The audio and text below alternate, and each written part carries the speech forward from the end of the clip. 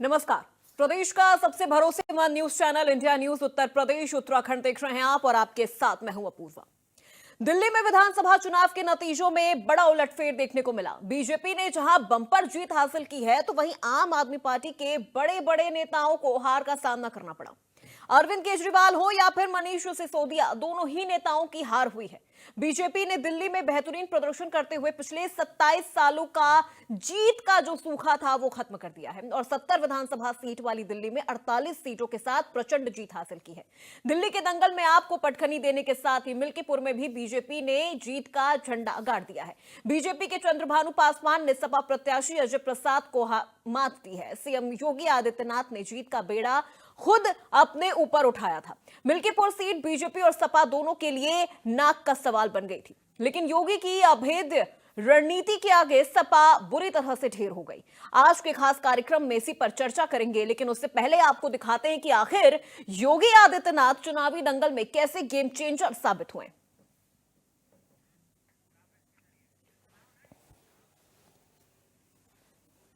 आइए अब आपको ग्राफिक्स के जरिए बताते हैं कि दिल्ली विधानसभा 2025 की जीत में योगी गेम चेंजर कैसे साबित हो गए। देखिए, महाराष्ट्र में जब 2024 में विधानसभा चुनाव हुआ था तब उस समय योगी आदित्यनाथ ने ताबड़तोड़ रैलियां की थी। झारखंड में भी सीएम योगी आदित्यनाथ ने 13 रैलियां की थी और यहां पर जीत दर्ज हुई। जम्मू कश्मीर में भी सीएम योगी आदित्यनाथ ने 4 रैलियां की।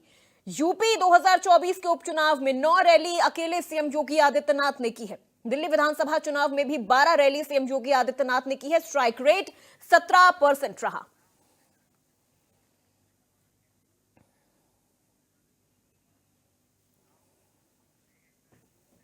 तो चलिए अब सीधे चर्चा की शुरुआत करते हैं और जानने की कोशिश करते हैं कि चाहे बात दिल्ली की कर ली जाए, चाहे बात मिल्कीपुर की कर ली जाए, सीएम योगी आदित्यनाथ कैसे गेम चेंजर साबित हुए हैं और सपा को किस तरह से पटखनी दी है। तो सबसे पहले मेहमानों का परिचय करवा देते हैं। हमारे साथ हमारे चैनल हेड अजीत प्रताप सिंह जी हमारे साथ जुड़ चुके हैं। अतुल गहलोत प्रवक्ता बीजेपी हमारे साथ जुड़ चुके हैं। प्रखर श्रीवास्तव प्रवक्ता आम आदमी पार्टी हमारे साथ जुड़ चुके हैं और अशोक तिवारी प्रवक्ता सपा हमारे साथ जुड़ चुके हैं। सबसे पहले अजीत जी, मैं आपका ही रुख करना चाहूंगी।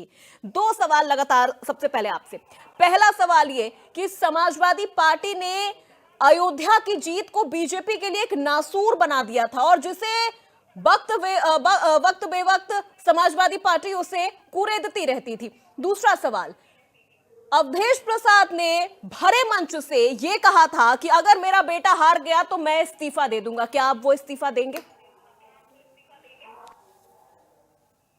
बिल्कुल सही बात आपने कही कि अवधेश प्रसाद ने कहा था अगर मेरा बेटा हार जाएगा तो मैं इस्तीफा दूंगा। लेकिन देखिए, अवधेश प्रसाद ने रोया, नौटंकी किया, सारे जो तंत्र है, अंतर मंत्र जितने भी सियासी होते हैं सब अवधेश प्रसाद ने लगाए, लेकिन जो लोकसभा चुनाव में हुआ तो उसे दोहरा नहीं पाए। अवधेश प्रसाद विधायक थे, वहां से सांसद हुए और 3.5 लाख वोट जो पासी समाज का था, दलित समाज का था। 2 चीजें हुई, एक तो धर्म के नाम पर गुमराह किया गया कि भाई जो है संविधान बदल देंगे, बाबा साहब का संविधान बदल जाएगा। दूसरा, आरक्षण को बदलने का जो भ्रम था उसमें जनता आ गई थी। और देखिए, जो 9 से 10% का वोट बैंक का जो शेयर कम हुआ, जो 51% का जो शेयर था वो 160% वाला 59%, वो घट के 49% आ गया। जो 10% वोट भारतीय जनता पार्टी का कम हुआ था वो इस भ्रम की स्थिति में हुआ था।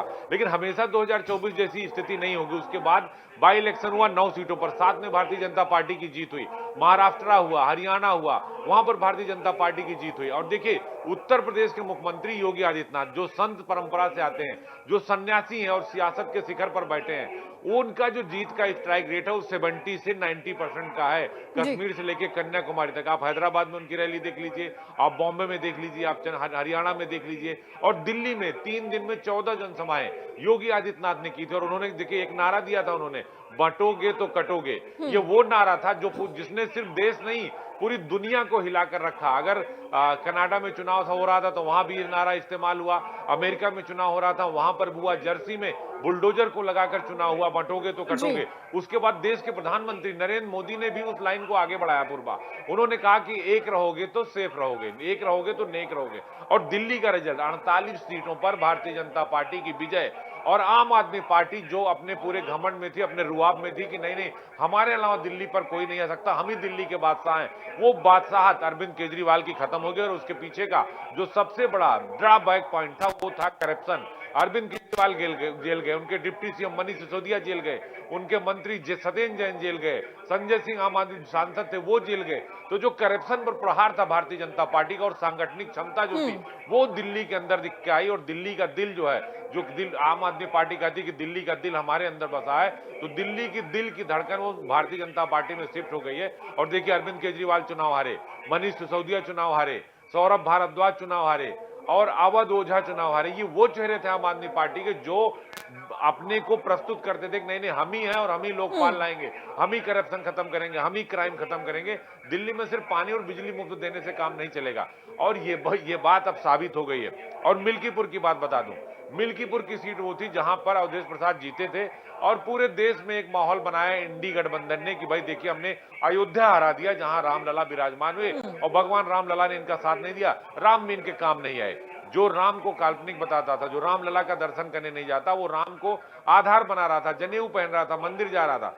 वहां की प्रभारी योगी आदित्यनाथ खुद थे। कटेहरी विधानसभा और मिल्कीपुर, कटेहरी भी जीते जहां 34 साल बाद जीत हासिल हुई है। 1987 के बाद कोई भारतीय जनता पार्टी 1991 में अनिल तिवारी जीते थे, उसके बाद वहां कमल नहीं खिला था।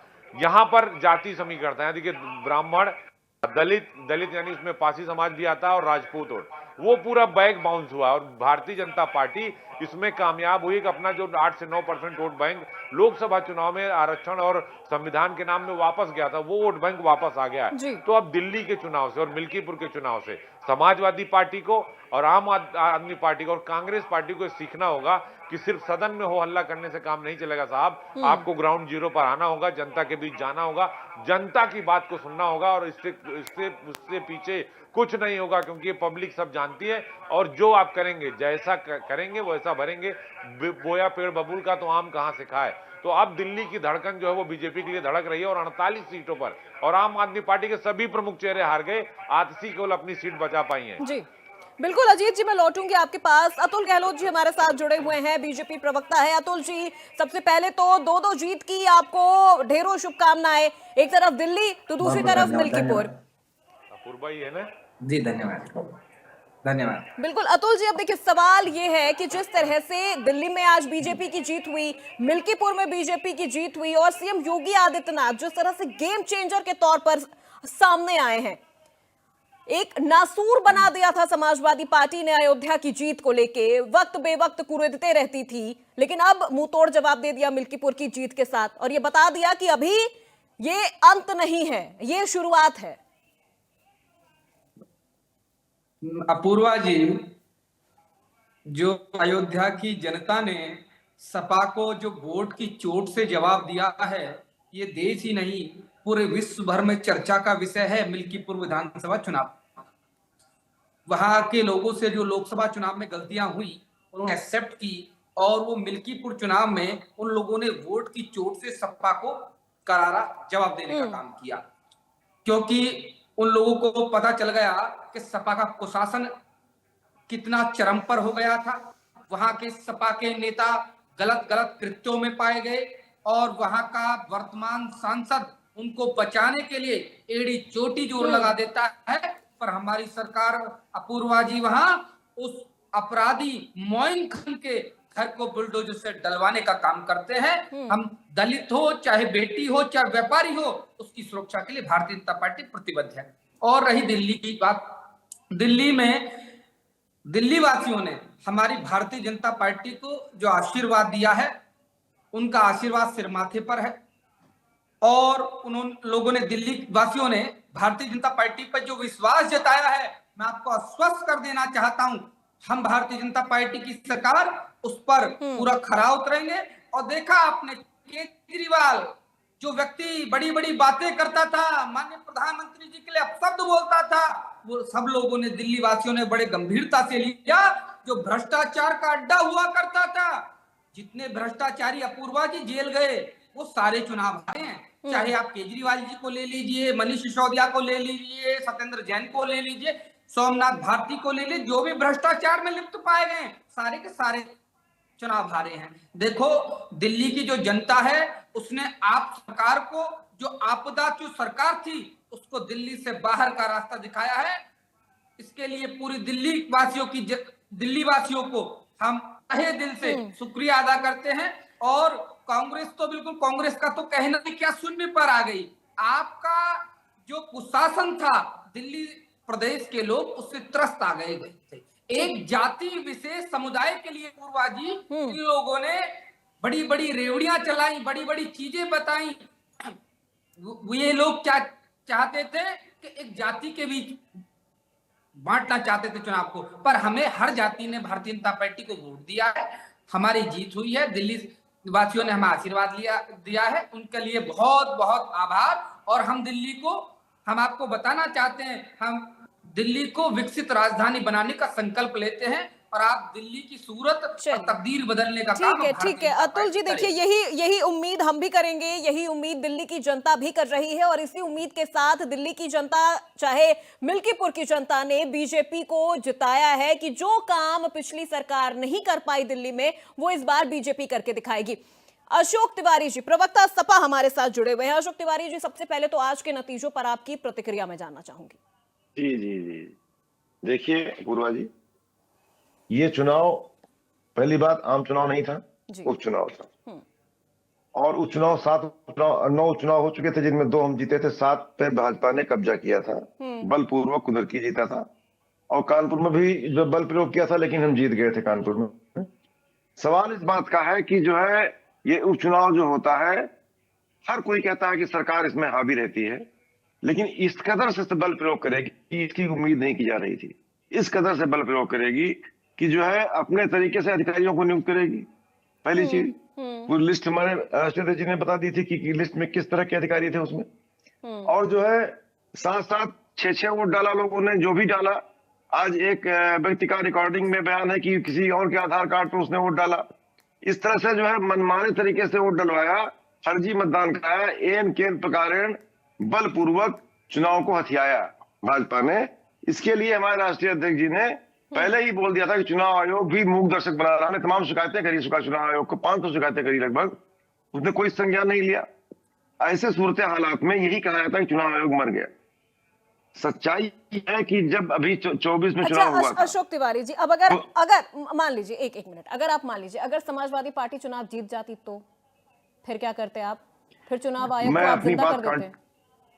मैं अपनी बात कंटिन्यू कर रहा हूं। जीत जाती है तो एक मिनट अतुल जी, एक मिनट अतुल जी, एक मिनट, अपनी बारी पे बोलिए, एक बार उनकी बात कंप्लीट हो जाने दीजिए। जी अशोक जी, मैं अपनी बात कंटिन्यू कर लूं? हाँ जी जी, मैं स्पष्ट कहना चाहता हूं, 2024 में चुनाव हुआ, आम चुनाव का, वो चुनाव नहीं था, आम चुनाव हुआ। उसमें पूरी मीडिया ने देखा, पूरे देश ने देखा कि आज सरकार आकर के एनडीए पर रुक गई, भाजपा की सरकार नहीं बनने दी हमने।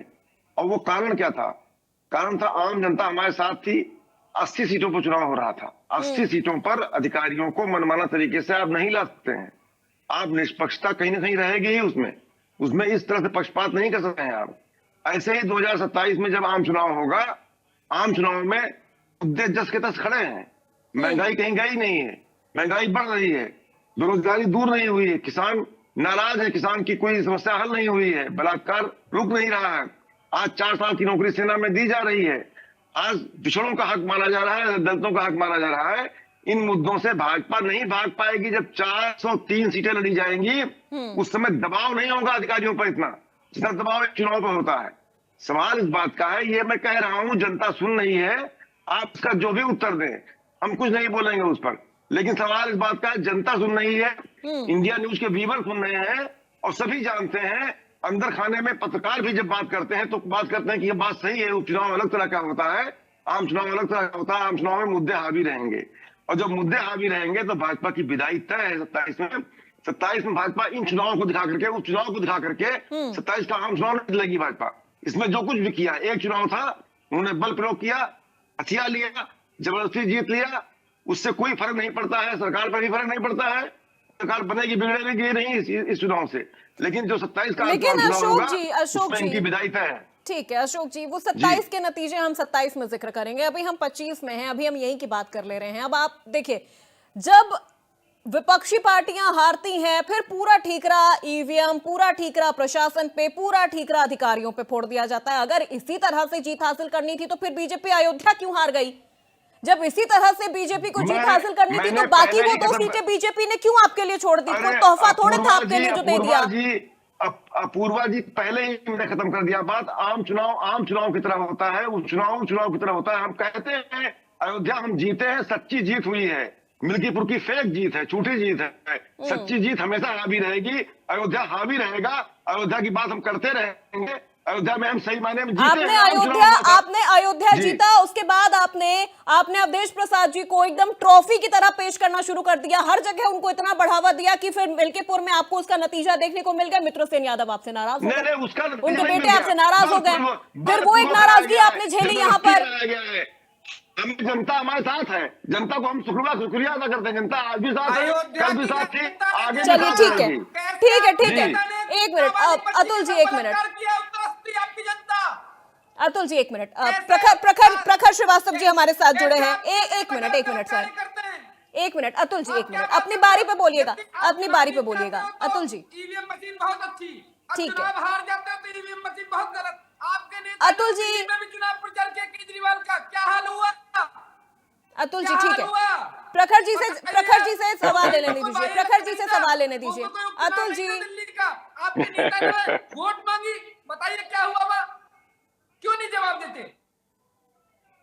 ठीक है, एक सवाल पहले मैं यहाँ प्रखर जी से ले लूं। प्रखर जी, अब आज के नतीजों पर आपकी सबसे पहले तो मैं प्रतिक्रिया जानना चाहूंगी, क्योंकि जिस तरह से दिल्ली में कहीं ना कहीं आम आदमी पार्टी इस कॉन्फिडेंट के साथ मैदान में थी कि 10 साल तो हमने यहाँ पर अपनी सरकार बनाई, ये भी हम इस बार भी 2025 में जो ये विधानसभा चुनाव है, इस बार भी आम आदमी पार्टी आसानी से जीत जाएगी। लेकिन आखिर कहाँ चूक हो गई आम आदमी पार्टी से? अपूर्वा जी, सबसे पहले आपको नमस्कार, आपके सभी दर्शकों को नमस्कार, और यहाँ पे बैठे हुए सभी प्रवक्तागणों को मेरा नमस्कार। अपूर्वा जी, जनता का जनादेश सबसे बड़ा जनादेश होता है, और मैं इंडिया न्यूज का बहुत बहुत आभार प्रकट करूंगा, और साथ में आपके चैनल के माध्यम से मैं दिल्ली वासियों का आभार प्रकट करूंगा कि जो उन्होंने 10 साल तक हमको इतना प्यार दिया, हमको 2 बार दिल्ली संभालने का मौका दिया, और अभी भी आप जिन दिल्ली वासियों ने इतना प्यार दिया, मैं उनका हृदय की गहराइयों से और आम आदमी पार्टी की ओर से आभार प्रकट करूंगा। देखिए, कहां चूक हो गई, कहां हम गलत हो गए, क्या गलतियां हो गई, ये हमारा राष्ट्र नेतृत्व बैठ के इसकी समीक्षा करेगा कि कहां पे गलतियां हमसे हो गई। निश्चित तौर पर जो मेरा विवेक कहता है, मैं एक राष्ट्रीय पार्टी का प्रवक्ता हूं, आम आदमी पार्टी का, तो मुझे जो दिखा इस चुनाव में कि अगर कांग्रेस जिस तरीके से हमने महाराष्ट्र में एक बड़े छोटे भाई होते हुए वहां पे चुनाव छोड़ दिया था, जिस तरीके से हरियाणा के अंदर अपूर्वा जी हमने बार बार कांग्रेस से चाहा, हमने कोशिश करी कि आप बड़े भाई की भूमिका यहाँ पे निभा लीजिए, हम छोटे भाई की भूमिका निभा ले रहे हैं, आप हमें 4 सीटें दे दीजिए, 3 सीटें दे दिए, हमारा भी संगठन है, हम भी यहाँ चुनाव लड़ रहे हैं। मगर उन्होंने किसी तरीके से इस चीज को नहीं समझा। वहां की हरियाणा की कांग्रेस की प्रदेश कार्यकारिणी किस तरीके से व्यक्तित्व आम आदमी पार्टी के प्रति, समाजवादी पार्टी के प्रति पेश कर रही थी, ये आपने देखा।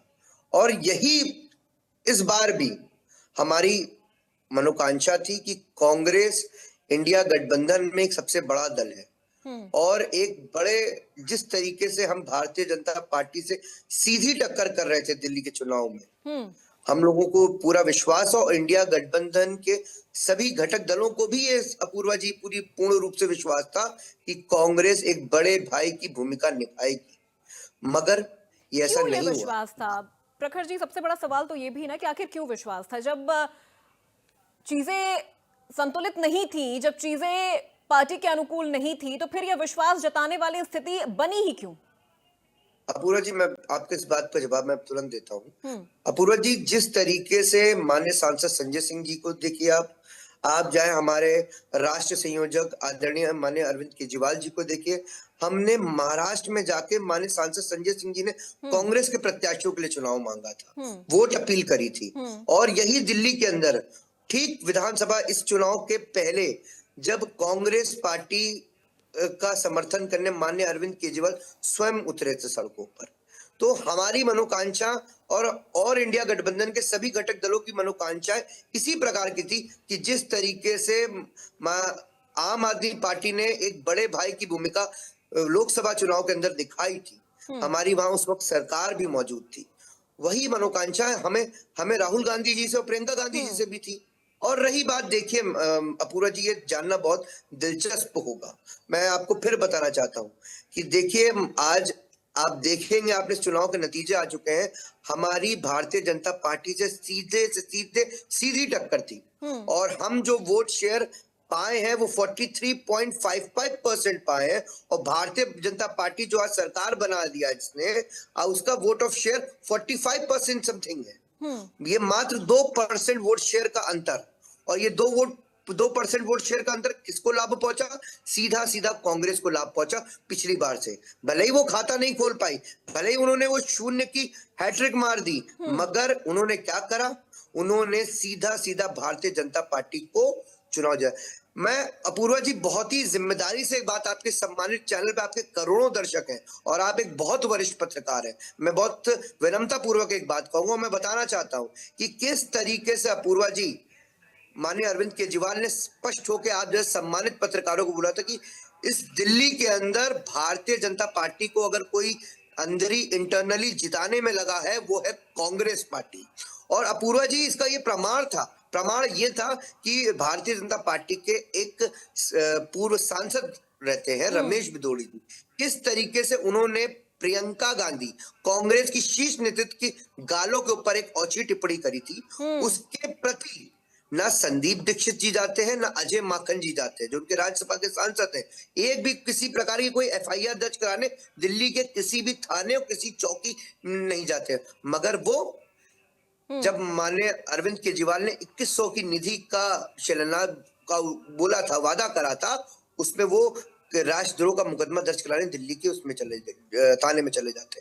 तो देखिए, मैं फिर कहना चाहता हूं, मैं आपके चैनल के माध्यम से अतुल गहलोत जी को सबसे पहले बहुत बहुत जीत की बधाइयां देना चाहता हूं कि उन्होंने भारतीय जनता पार्टी ने दिल्ली में सरकार बनाई है, और आशा ये करते हैं कि 10 साल के अंदर आम आदमी पार्टी ने जिस तरीके से शिक्षा के क्षेत्र में, स्वास्थ्य के क्षेत्र में, बिजली के क्षेत्र में काम करके दिखाया है, उसी मनोकांक्षा के तहत भारतीय जनता पार्टी भी काम करे, और आशा करते हैं दिल्ली वासियों के लिए जितना हमने काम करा था उससे ज्यादा उनकी आशा पे खरे उतरने का प्रखर जी, एक छोटा सा सवाल आपसे, उसके बाद फिर अजीत जी का मैं सीधे रुख करूंगी। प्रखर जी, देखिए, अब आपने जैसे कहा कि कांग्रेस को एक बड़े भाई की तरह साथ देना चाहिए था, संजय सिंह खुद कई जगह कांग्रेस के लिए चुनाव प्रचार करने गए, वहां के प्रत्याशियों के लिए वोट की अपील की, फिर आप ये उम्मीद क्यों आम आदमी पार्टी लगाए हुए थे कि कांग्रेस जिता देगी आपको दिल्ली में चुनाव?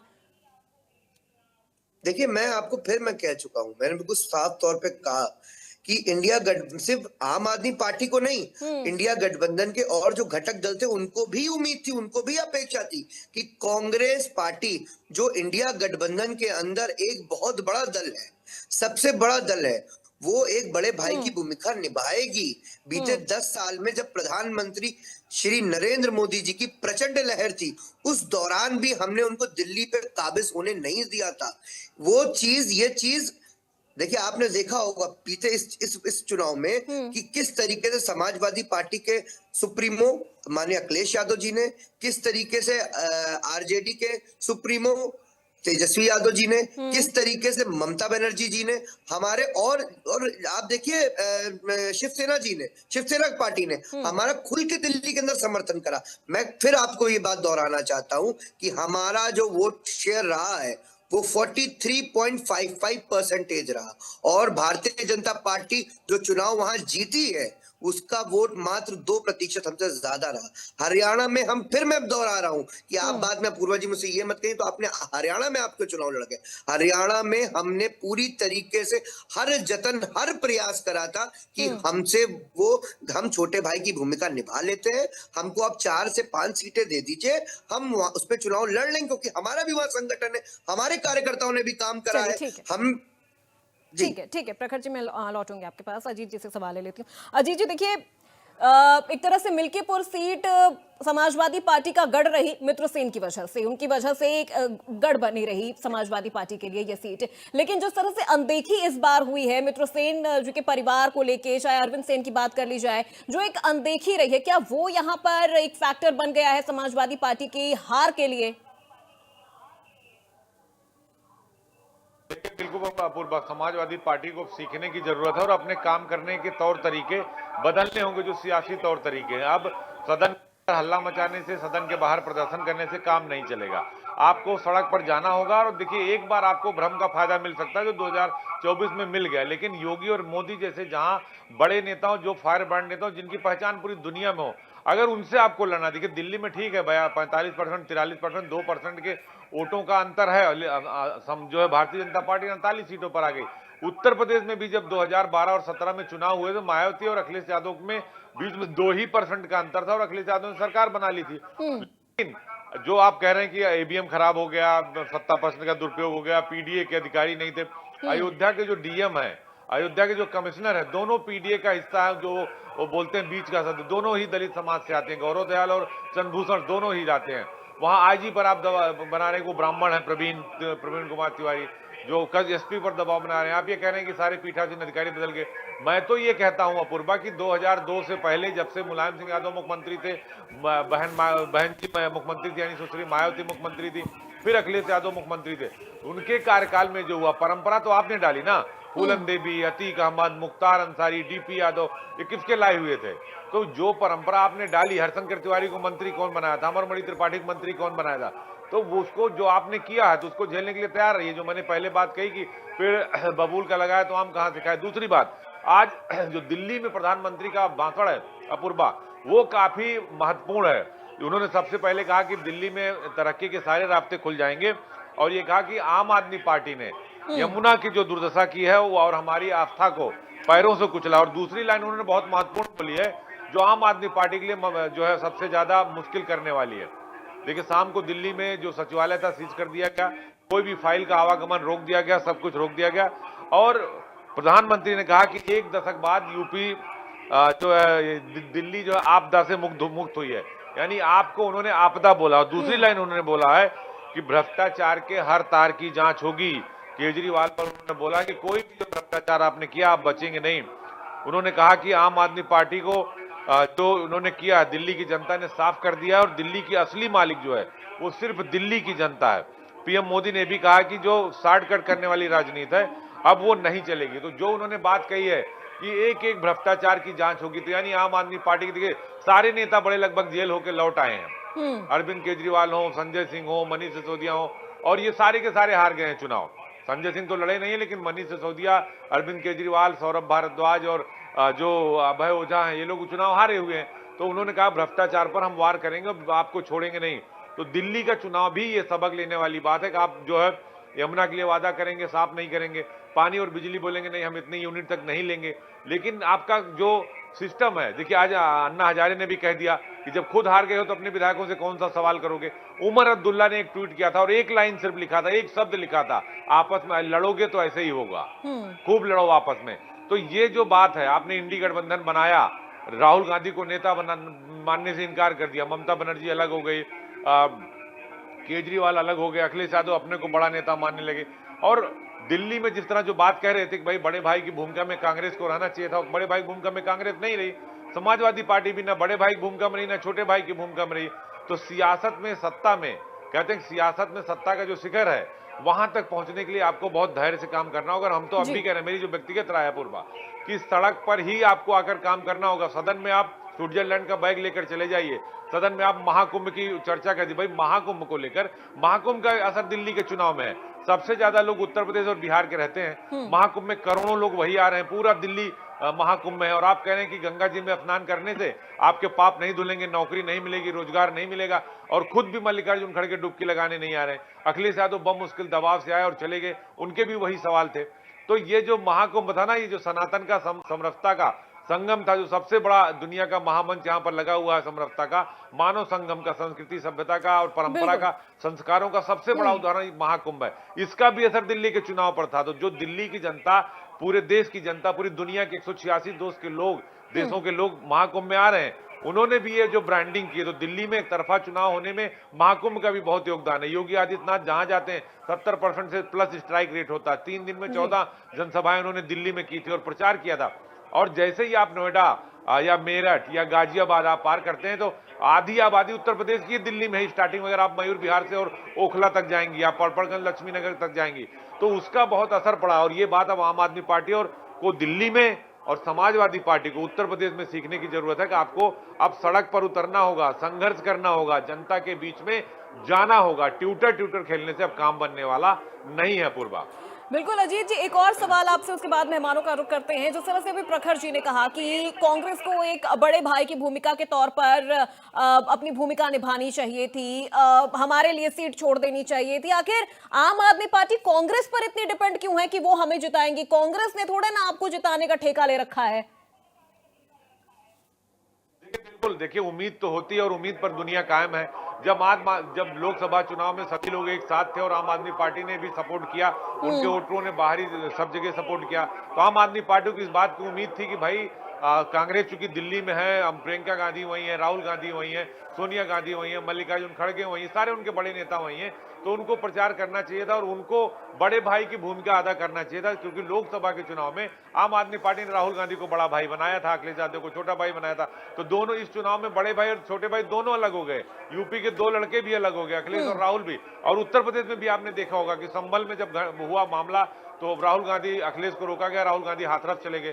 तो राहुल गांधी ने अपनी स्ट्रेटजी बना ली कि हमें एकला चलना है, अकेले चलना है और इस गठबंधन से हमें कोई फायदा नहीं होने वाला, इसलिए राहुल गांधी ने अपनी स्ट्रेटजी बदल दी, कुंभ को लेकर भी बदल दी। जो है मल्लिकार्जुन खड़गे ऐसे थोड़ी बयान दे रहे हैं कि महाकुंभ में योगी कैबिनेट नहाएगी तो उससे पाप नहीं धुलेगा, 100 जन्मों का पाप नहीं धुलेगा और आपको नौकरी नहीं मिलेगी, गरीबी दूर नहीं होगी। ये आस्था की डुबकी है। और कहते हैं कि जब श्रद्धा आस्था के सामने कोई खड़ा होता है तो वो बह जाता है समुद्र की तरह, और यही आम आदमी पार्टी और कांग्रेस के साथ भी हुआ। पूर्वा, बिल्कुल और ठीक है अखिलेश यादव के साथ, समाजवादी पार्टी के जी, साथ। बिल्कुल अजीत जी, लौटूंगे आपके पास। अतुल जी, देखिए यहाँ पर विपक्षी पार्टियां अवधेश प्रसाद जी की जीत को जिस तरह से भगवा ब्रिगेड की अयोध्या में हार के तौर पर पेश कर रही थी, उसका बदला बीजेपी ने बखूबी लिया मिल्कीपुर जीत के, साथ ही साथ दिल्ली भी जीत लिया। जी देखो, अयोध्या की जो जनता थी वो त्रस्त हो गई थी इनके सपा के नेताओं के, वहाँ के जो लोकल नेता थे उनके कारनामों से। वहाँ की जनता जब त्रस्त हुई तो उनको लगा कि हमने पिछली बार लोकसभा चुनाव में गलती कर दी, तो उन लोगों ने उसका वोट की चोट से सपा को करारा जवाब देने का काम किया। हमारा प्रत्याशी 61,000 प्लस वोटों से जीता है वहां। और रही दिल्ली की बात, अपूर्वा जी जो सनातन के ऊपर प्रहार करेगा, अजीत जी ने बहुत अच्छी बात करी। मैं बहुत अच्छी, अतुल जी आपके ऑडियो में कुछ प्रॉब्लम आ रही है, आपकी आवाज बह जाए जी। मैं ये कह रहा था, अजीत जी ने बहुत अच्छी बात कही, जो सनातन के ऊपर जो प्रहार, हेलो आ रही है मेरी ऑडियो? जी आ रही है, बोलिए। जो सनातन के ऊपर प्रहार करेगा वो वास्तव में समुद्र की तरह बहा जाएगा, क्योंकि इन लोगों ने सनातन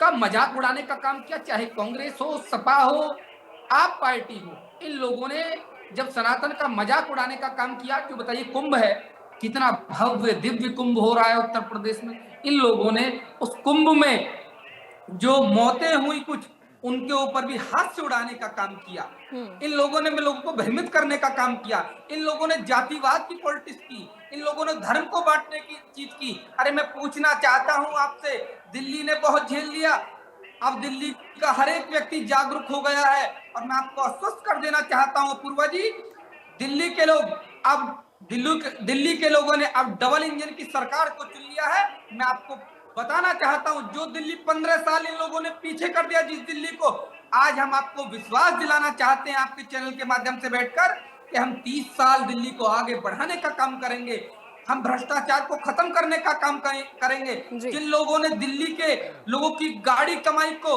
अपनी जेब में डालने का काम किया, हम लोग उन लोगों को जेल में डालने का काम करेंगे। चाहे कोई कितना भी कद्दावर नेता क्यों ना हो, उसको जेल में डालने का काम करेंगे यदि गलत काम करेगा। और सबसे शर्मनाक हार, जिस केजरीवाल जो प्रधानमंत्री जी के सपने देखते थे, आज वो अपनी सीट नहीं बचा पाए, इससे ज्यादा शर्म की बात क्या हो सकती है।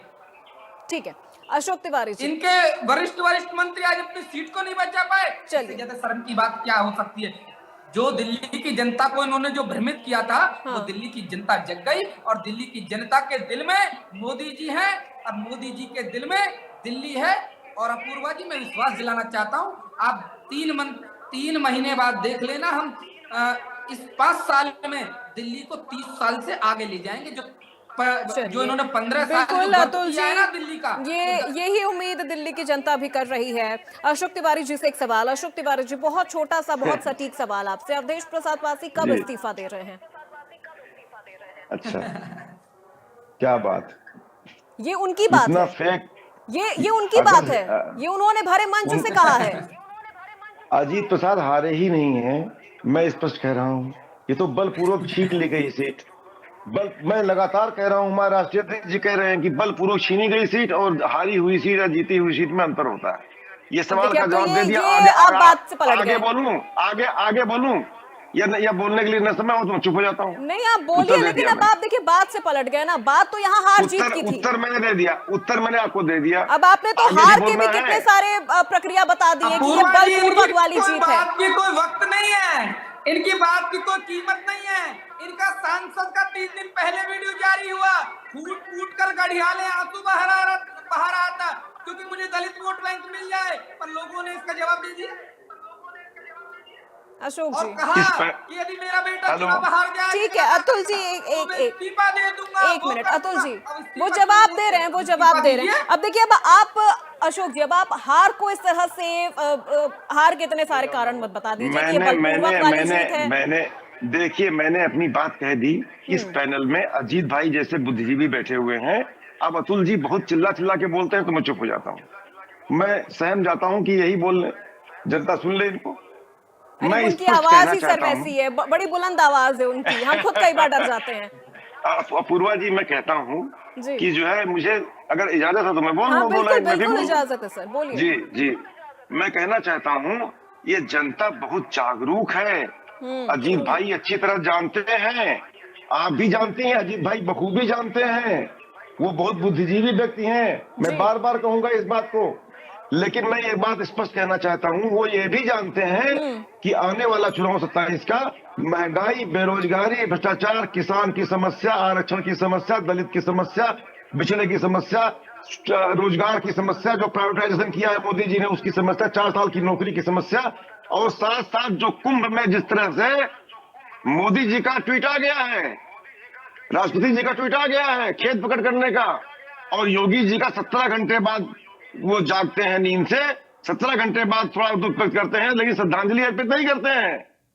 तो ये आचरण जो है एरोगेंस का आचरण, आज संतों से बात करते हैं, जनता से बात नहीं करते हैं वहां जाकर के। और जिस तरह से जुमला अखाड़े के, उन्होंने देर से खेत पकड़ किया, नहीं, जिस तरह से जुमला अखाड़े के महामंडल, मैं अजीत भाई को एड्रेस करके अपनी बात बोल रहा हूँ। जूना अखाड़े के महामंडलेश्वर ने जिस तरीके से हजारों की संख्या में मौत हुई है इसका ऐलान किया है, जिस तरह से स्वामी शंकराचार्य जी ने, जो कि बहुत ही सम्मानित पद है शंकराचार्य जी का, उस पर भी विवाद उठा दिया लोगों ने, लेकिन उन्होंने जिस तरह से कहा है वो छिपा हुआ नहीं है। किस तरह से उनको दुख है इस बात का कि कितनी मौतें हुई हैं, उनका संख्या नहीं बताई जा रही ठीक से। आज झूंसी की भगदड़ जो हुई संज्ञान में नहीं लिया गया, काफी लोग उसमें, जिसमें तान्या मित्तल का भी बयान है। अब देखिए, अब आप मेरे सवाल से भाग रहे हैं, आप मेरे सवाल से भाग रहे हैं। मेरा सवाल ये था कि अवधेश प्रसाद जी क्या इस्तीफा देंगे? अगर अजीत जी बोल दे मैं गलत बोल रहा हूँ तो मैं चुप हो जाऊंगा, नहीं बोलूंगा। मैं उनसे भी जवाब ले लूंगी, ठीक है, मैं उनसे भी जवाब ले लूंगी, लेकिन एक मिनट अशोक जी, मौके में मौजूद था, चश्मदीद था। 27 में जो चुनाव होने वाला है उसमें बुरी हार होगी, और ये इतना पीठ ठोके, कंधा ठोके, पीठ ठोके, खुश हो जाए, उस चुनाव जीत के नाचने लगे, जबरदस्ती जीत पर खुशी जाहिर करने लगे। अशोक जी, अच्छा है। एक तरफ आप कह रहे हैं जनता जागरूक है, अशोक जी, एक तरफ आप कह रहे हैं जनता जागरूक है, फिर आप ये कैसे कह सकते हैं कि ये बलपूर्वक वाली जीत है? ये छीन लिया है, ये जो चुनाव होता है सब जानते हैं, सत्ता का चुनाव होता है और सत्ता अरे जब सर, अब ये राग आती है, अलापना बंद कर दीजिए, अब तो ये राग सत्ता जब अलापना अपने बंद पे कर आती है, दीजिए, और अब चुनाव तो ये आयोग राग मर अलापना जाता है, बंद कर दीजिए कि जब हम चुनाव हारे आयोग तो मर ईवीएम की जाएगा, गलती, हम हारे तो अधिकारियों की एक सीट का गलती। चुनाव, सिंगल सीट का चुनाव था, बलपूर्वक छीन लिया गया है। जब 403 पर लड़ेंगे, नानी याद आ जाएगी योगी जी को। जी जब छीनना ही था सर, तो अयोध्या क्यों छोड़ दिए हैं आपके लिए, जिसके लिए बीजेपी ने सालों साल मेहनत की, वो सीट क्यों छोड़ दी? अब आप ये राग अलापना बंद कर दीजिए ना कि हम हार रहे हैं तो ईवीएम की गलती है, हम हार रहे हैं तो अधिकारियों की गलती है, हम हार रहे हैं तो बलपूर्वक हमसे हमारी जीत छीन ली गई है। कुछ नया सोचिए सर, कुछ नया बोलिए। प्रखर श्रीवास्तव जी, बार बार ये सवाल उठ रहा है कि आम आदमी पार्टी के लिए कांग्रेस को एक बड़े भाई के तौर पर भूमिका निभानी चाहिए थी। एक वक्त ऐसा भी था जब शीला दीक्षित को हराया, उसके बाद कैसे ही आप उम्मीद कर सकते हैं कि कांग्रेस आपके लिए स्टैंड लेगी?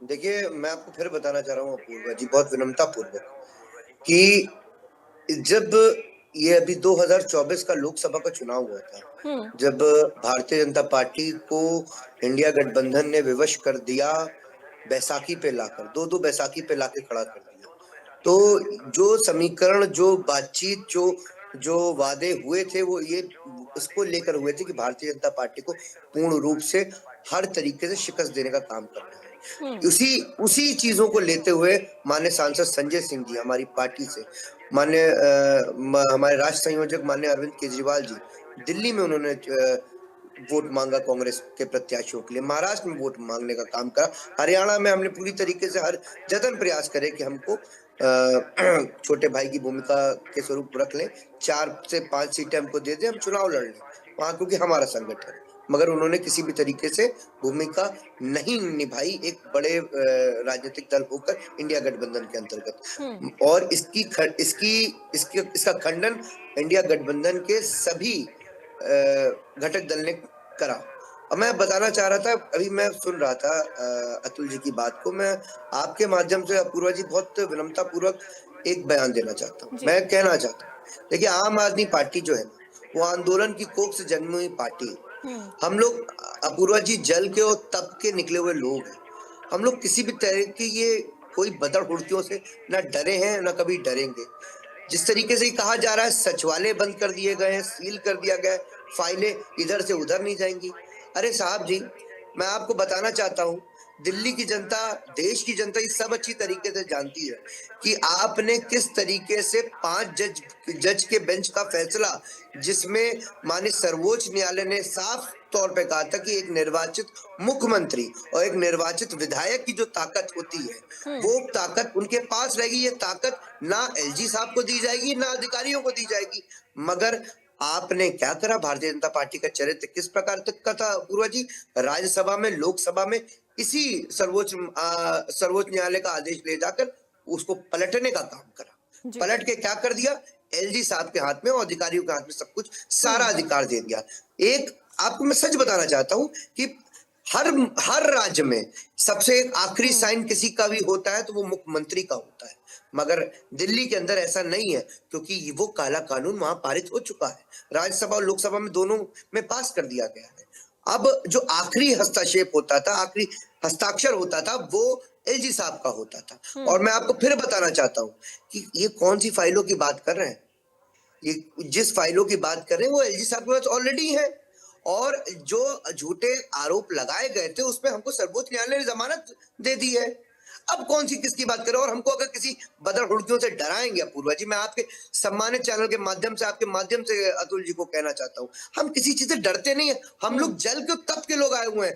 हम क्या लेकर आए थे? हमने हमेशा चलिए, ठीक है, अजीत जी से सब एक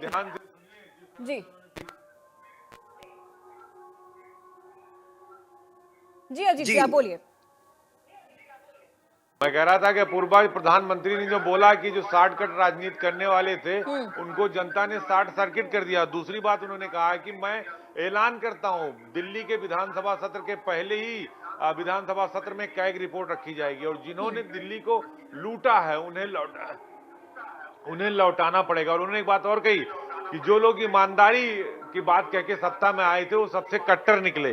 कट्टर मेहमान की संज्ञा दी है आम आदमी पार्टी और कहा ये आपदा है और आपदा दिल्ली से बाहर देखिए चलेगी और दिल्ली मिनी देखिए भारत है, अब लघु अपूर्वा भारत है, जी तो दिल्ली की तस्वीर बदलेगी और जिन्होंने ये बात कही है हम उनको जवाब देंगे और ये मोदी की गारंटी है। उन्होंने कहा कि ये मोदी की गारंटी है, हम पहले ही विधानसभा सत्र में कैग रिपोर्ट लाएंगे और पूरे भ्रष्टाचार को सामने लाकर रख देंगे और ये जो ईमानदारी के नाम पर, भ्रष्टाचार खत्म करने के नाम पर, लोकपाल लाने के नाम पर जो आपदा वाली सरकार आई थी, हम इसे छोड़ेंगे नहीं। ये सबसे कट्टर मेहमान निकले, तो ये आम आदमी पार्टी के सामने सबसे बड़ी मुश्किल आने वाली है कि देश के मैं जवाब दे दूं प्रधानमंत्री अजीत जी नरेंद्र को। मोदी अगर ये कह रहे हैं जी, मंच से, वैसे खुले एक मंच मिनट प्रखर से, जी। तो आने वाले मान कर चलिए कि आम आदमी पार्टी पर और इनके विधायक और मंत्रियों पर जो रहे हैं 10 साल से शिकंजा कसने वाला है अपूर्वा। बिल्कुल, प्रखर जी से जवाब ले लेते हैं। ठीक है प्रखर जी। अजीत जी, अपूर्वा जी, मैं अजीत जी को बहुत ही विनम्रतापूर्वक जवाब एक दूंगा। अजीत जी, मैं आपको बताना चाहता हूँ कि देखिए हम किसी भी प्रकार की ये सब जो बातें हैं ना, हम डरते नहीं है। और रही बात, मैं आपको बहुत स्पष्ट तौर पे बोल दूंगा अजीत जी कि जिस तरीके से आदरणीय प्रधानमंत्री नरेंद्र मोदी जी ने कहा, अगर यही हमारे राष्ट्र संयोजक माननीय अरविंद केजरीवाल जी नरेंद्र मोदी वॉशिंग पाउडर का इस्तेमाल कर लेते ना, तो जैसे अजीत पवार के सारे पाप धुल गए हैं ना, इसी तरीके से कोई भी अत्याचार ईडी और सीबीआई का जो यातनाएं हमको दी गई हैं भारतीय जनता पार्टी द्वारा, कोई नहीं हो तो सारी केस और सारे फाइल उठा के बंद करके बोरे और बिस्तर में डाल दिया। जिस तरीके से अजीत पवार क्लीन, बिल्कुल साफ साफ चरित्र होकर आ गए हैं। देखिए मैं फिर कहना चाह रहा हूँ, बिल्कुल, मैं इस बात को मानता हूं कि आम जो बीजेपी माता हो सर्फ एक्सल से धुल जाता है, लेकिन अब बिल्कुल। आम आदमी पार्टी कैसे धुलेगी? क्योंकि वो तो कह रहे हैं कि हम जांच कराएंगे, हम अरे कैग हम, अच्छा रिपोर्ट एक बात लाएंगे और हम बताइए अजीत जी, छोड़ेंगे एक बात नहीं। बताइए, और आपदा आपको अगर आम आदमी सब पार्टी डर नहीं कह रहे, वो कह जाएंगे रहे हैं आप ये तो आपदा क्रांति वाले देश हैं के जो अंदर कौन लेकर आएगा? ईमानदारी के नाम सब पर डर आए जाएंगे। थे हम और ये देखिए कट्टर छोटी मेहमान छोटी निकले। हारों आपको को सुन, मैं तुष्टीकरण से अजीत जी जोड़ दिया प्लीज मोदी आपसे जी ने। रिक्वेस्ट निवेदन कर रहा हूँ कि मेरी बात आप सुन लीजिए। मैंने आपकी बात बहुत ध्यानपूर्वक सुनी और इंडिया न्यूज के दर्शकों को बिल्कुल सुनना ही सुनाइए, बहुत बिल्कुल। जरूरी मैं है। तो आपको इंटरप्ट करके बता रहा था कि मोदी जी ने कहा क्या है। देखिए मैं क्या कह रहा हूँ, मोदी जी का इस्तेमाल आम आदमी पार्टी के, उनके जो वो वॉशिंग पाउडर का इस्तेमाल है ना, वो आम आदमी पार्टी के किसी कार्यकर्ता ने नहीं करा। और मैं आपको सुनिश्चित कर रहा हूँ पूर्वा जी, हम लोग आंदोलन की कोख से जन्मे हुए हैं। हमें किसी से डरते नहीं, ये बदर उड़तियां हैं। और आपको मालूम है हम और मजबूत अब होंगे। अब हम धरातल पे उतर के और काम करेंगे। अब जो मैं क्या कह रहा हूँ, हमें गर्व की अनुभूति होती है, हमें गर्व की अनुभूति होती है कि जो मैनिफेस्टो हमने लागू करा था सारे राष्ट्रीय पार्टियों को लागू करना पड़ा। अब स्वास्थ्य पे बात हो रही है, शिक्षा पे बात हो रही है, और मैं ये सुनिश्चित करूंगा कि जो वादे भारतीय जनता पार्टी ने चलिए ठीक है, दिल्ली के अंदर ठीक है अतुल जी, प्रखर जी, एक मिनट सर, गहलोत एक की मिनट, बात एक सुन मिनट। लीजिए, गहलोत की बात सुन लीजिए। आम आदमी पार्टी की बात रखने दीजिए उनको, अपनी उनका अधिकार है, बात रखने दीजिए। बीच में अतुल जी, इंटरप्ट मत धरना प्रदर्शन सड़कों पर होगा। आपने जो वादे दिल्ली के अंदर करे हैं, मैं फिर कहना चाह रहा हूँ इंडिया अतुल जी एक मिनट, उनको अपनी बात कंप्लीट कर लेने दीजिए सर, एक मिनट अतुल जी। 300 यूनिट मुफ्त बिजली का जो तो आपने 2500 रुपए महीना देने का वादा करा है, आपको विवश कर दिया आम आदमी पार्टी ने, अरविंद केजरीवाल ने, सभी राजनीतिक दलों को कि आम आदमी पार्टी के मैनिफेस्टो की बात हो। चलिए ठीक है अतुल जी एक मिनट, अतुल जी एक मिनट सर, एक मिनट अतुल जी। अब धरातल पे और मजबूती से आम आदमी पार्टी उतरेगी। आपने जेल भेजा, आपको लगा था कि हमारे मनोबल टूट जाएंगे, नहीं टूटा मनोबल, और मजबूती से लड़े और आने वाले वक्त में और मजबूती से लड़ेंगे। दिल्ली चलिए ठीक है अतुल जी, प्रखर जी, हो गया भाई, अब हो बस गया, आप अब लोगों का हो ठीक गया। है, ठीक है, ठीक है बोलने दीजिए आम आदमी पार्टी को। अतुल जी बोलने दीजिए। यही अतुल आरोप जी एक लगता है मिनट, उनको बीजेपी बात बोलने नहीं कंप्लीट कर लेने देती है। दीजिए। फिर आप लोग कहते हैं नहीं हम तो ऐसा नहीं करते। बोलने दीजिए, आम आदमी पार्टी का पक्ष आ जाने दीजिए। चलिए चुनाव ठीक हारे हैं, है उनको अतुल अपनी जी, बात प्रखर जी, करने बस दीजिए। अब आप एक जीते फाइनल हैं तो आप कमेंट ज्यादा अजीत जी आपसे खुश यहाँ हैं, पर मैं लेना उनको बोलने चाहूंगी। नहीं दीजिए। ठीक है अजीत जी, एक फाइनल कमेंट यहाँ पर आपसे मैं लेना चाहूंगी। दिल्ली में बीजेपी की जीत, उसके बाद 27 साल वाला जो एक सूखा था वो दिल्ली ने यहाँ बीजेपी ने पूरा कर लिया। मिल्कीपुर में भी जिस तरह से अयोध्या की जीत एक नासूर बन गई थी बीजेपी के लिए, और जिसे वक्त बेवक्त यहाँ पर समाजवादी पार्टी कुरेद रही थी, उसे भी एक जवाब दे दिया बीजेपी की तरफ से। किस तरह से अब इस पूरी रणनीति को आप देख रहे हैं और आगे क्या एक्शन प्लान रहने वाला है बीजेपी का दिल्ली के लिए? देखिए बिल्कुल, पहले मिल्कीपुर के बारे में बता देता हूं। मिल्कीपुर की सीट प्रतिष्ठा की सीट थी, क्योंकि वहां से अवधेश प्रसाद सांसद हुए थे और अखिलेश यादव ने ऐसा प्रोटेक्ट किया था जैसे लग रहा था कि कोई पद्मश्री पुरस्कार समाजवादी पार्टी को मिल गया। और पूरे लोकसभा में अवधेश प्रसाद को घुमा रहे थे। वहां योगी आदित्यनाथ खुद प्रभारी थे मिल्कीपुर सीट के, और 62,000 की ये जो जीत है ये बता रही कि अयोध्या वाले जो राम मंदिर वाले हैं उन्होंने जवाब दे दिया कि भाई देखिए अयोध्या विधानसभा तब भी जीते थे, सिर्फ आप लोकसभा जीत गए थे, और अब मिल्कीपुर हराकर ये बता दिया कि देखिए हम अपनी बात पर कायम है। देश दुनिया में ये बात जाहिर है कि देखिए अयोध्या के लोग राम के साथ हैं, योगी के साथ हैं, जो राम को लाए थे वो हम उनके साथ हैं। और दिल्ली के चुनाव की रही बात, तो दिल्ली में 27 साल बाद बीजेपी का बनबास खत्म हुआ और बीजेपी जीत कर आई और आम आदमी पार्टी को एक बड़े मार्जिन से हराया है। उनके सारे बड़े नेता हारे हैं, अरविंद केजरीवाल से लेकर मनीष सिसोदिया से लेकर अवध ओझा से लेकर, एक आतिशी जीती हैं, वो भी जीतते हारते हारते जीती हैं, वो उनके अपने एफर्ट थे जिसकी वजह से वो जीती हैं, वो कहीं फंसी नहीं। बाकी इनके सारे के सारे नेता करप्शन पर जेल चले गए। तो अब देखिए प्रधानमंत्री नरेंद्र मोदी ने यही बात कहा है कि ये मोदी की गारंटी है कि पहले ही विधानसभा के सत्र में हम अपनी कैग की रिपोर्ट रखेंगे, और आम आदमी पार्टी को उन्होंने नया नाम दे दिया, आपदा वाली पार्टी। आपदा वाली पार्टी जो ईमानदारी के नाम पर आई थी, उसने दिल्ली में भ्रष्टाचार किया, और जिसने दिल्ली को लूटा है उसे लूटा हुआ धन वापस लौटाना होगा। हम किसी को छोड़ने वाले नहीं, क्योंकि आम आदमी पार्टी कट्टर मेहमान निकले, यानी मुस्लिम तुष्टीकरण से जोड़ा प्रधानमंत्री ने। तो अब आप देखिए योगी मोदी, और उन्होंने कहा कि आसपास हरियाणा में बीजेपी की सरकार, एमपी में बीजेपी की सरकार, राजस्थान में भारतीय जनता पार्टी की सरकार, उत्तर प्रदेश में भारतीय जनता पार्टी की सरकार, बिहार में बीजेपी अलायंस की सरकार और उत्तराखंड में बीजेपी की सरकार। दिल्ली के चारों तरफ अब भारतीय जनता पार्टी की सरकार है। तो दिल्ली के विकास की रफ्तार, इसीलिए उन्होंने कहा कि दिल्ली जो है वो मिनी भारत है, वो लघु भारत है। निश्चित तौर पर आम आदमी पार्टी को अब सड़क पर संघर्ष करना होगा, अपनी कार्यशैली में सुधार करना होगा। समाजवादी पार्टी को भी ये सोचना होगा कि जमीन पर नहीं आओगे तो जमीन पे आसमान में ही रह जाओगे, और जो 27 का सत्ताधीश वाला सपना है वो पूरा नहीं होगा, क्योंकि वोट बैंक वापस बीजेपी के पास आ गया है। 2% दिल्ली में 43-45 अलग है, लेकिन अगर आप ओवरऑल देखें उत्तर प्रदेश के चुनाव में भी तो 51 और 61 का अंतर है, 9%, 10% वोटों का अंतर है। उसकी भरपाई करना इंडी गठबंधन के लिए बहुत मुश्किल लगता है, क्योंकि बीजेपी हर दिन चुनाव लड़ती है। उसकी आज चुनाव वो जीते, कल से उनकी तैयारी दिल्ली के अगले चुनाव की शुरू हो जाएगी। उत्तर प्रदेश में 2027 की चुनाव की तैयारी शुरू हो चुकी है, सांगठनिक बदलाव शुरू होने वाले, एक हफ्ते के अंदर ही जिला अध्यक्षों की तैनाती हो जाएगी, नए जिला अध्यक्ष, नए प्रदेश अध्यक्ष, नए मंडल अध्यक्ष। तो बीजेपी से अगर लड़ना है तो आपको स्ट्रेटजी बनाना होगा, क्योंकि मोदी और योगी की लहर के सामने भी कोई टिक नहीं पा रहा है। ये बात समाजवादी पार्टी, कांग्रेस पार्टी और बीएसपी को समझना होगा। वो अपूर्वा, बिल्कुल अजीत जी, ये चीजें फिलहाल तो विपक्षी पार्टियों को सीखनी पड़ेगी, समझनी पड़ेगी। अभी एनालिसिस के लिए उनके पास बहुत साल है, बहुत वक्त है उनके पास। तो फिलहाल बड़ी बहस में तमाम मेहमानों का हमारे साथ जुड़ने के लिए बहुत बहुत शुक्रिया। अजीत जी आपका भी, अतुल जी आपका भी, प्रखर श्रीवास्तव जी आपका बहुत शुक्रिया, और अशोक तिवारी जी आपका भी बहुत शुक्रिया। तो देखिए जिस तरह से दिल्ली में बीजेपी ने प्रचंड बहुमत के साथ जीत हासिल कर ली है, तो वहीं मिल्कीपुर में नाक की लड़ाई बन चुकी थी सीएम योगी आदित्यनाथ के लिए और अखिलेश यादव के लिए भी, जिससे बीजेपी ने बखूबी जीत दर्ज की है सीट पर भी। तो फिलहाल मेरे साथ बड़ी बहस में आज बस इतना ही। प्रदेश की तमाम खबरों के लिए आप देखते रहिए इंडिया न्यूज उत्तर प्रदेश उत्तराखंड।